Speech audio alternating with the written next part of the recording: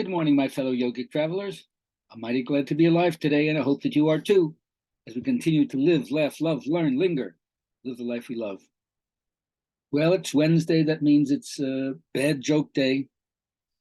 And there are so many jokes about the priest, the minister, and the rabbi. I love to tell them, so I'm just going to do that.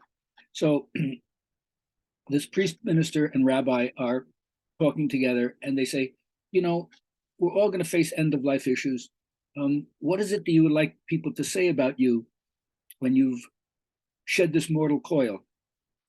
And the priest says, well, I want them to say that I led the mass beautifully and I gave communion to all the people who came by sharing the body and blood of Christ. That's beautiful, they said. And then the minister, what do you want them to say about you? Well, I want them to say that I live by the Holy Writ. I read the Bible every day and shared the most beautiful parts that I could interpret with my congregation, so they realized that my whole life was one of worshiping the spirituality of Jesus the Christ. Very beautiful. And Rabbi, what would you like to say as they pass by your coffin? I want them to say, look, he's moving. Can I have a rim shot, please?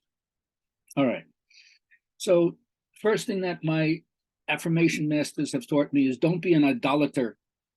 Don't worship difficulties. Every problem is an opportunity to develop our various faculties. And part of it is not to let anything intimidate you.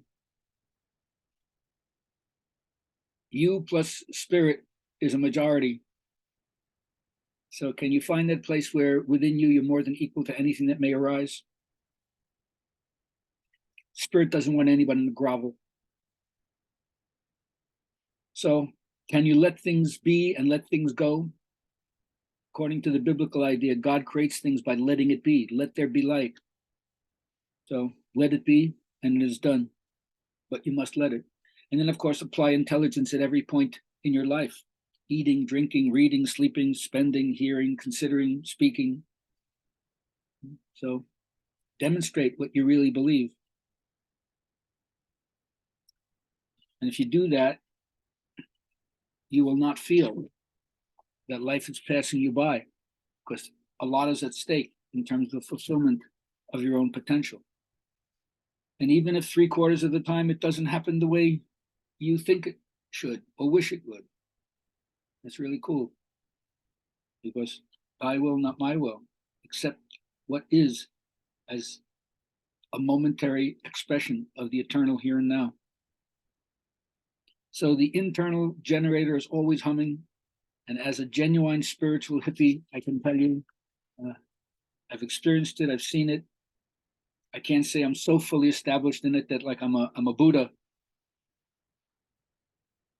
But we have everything to gain and nothing to lose by putting our focus here. It's very much like the Christian tradition. Grace has already been given to us. We're already saved if we would just believe it and not insulate ourselves against it and pretend it doesn't exist and then continue to try to attain it. Then it seems like it's such a long way off. The Indians will give you reincarnation after reincarnation if you want to put it off.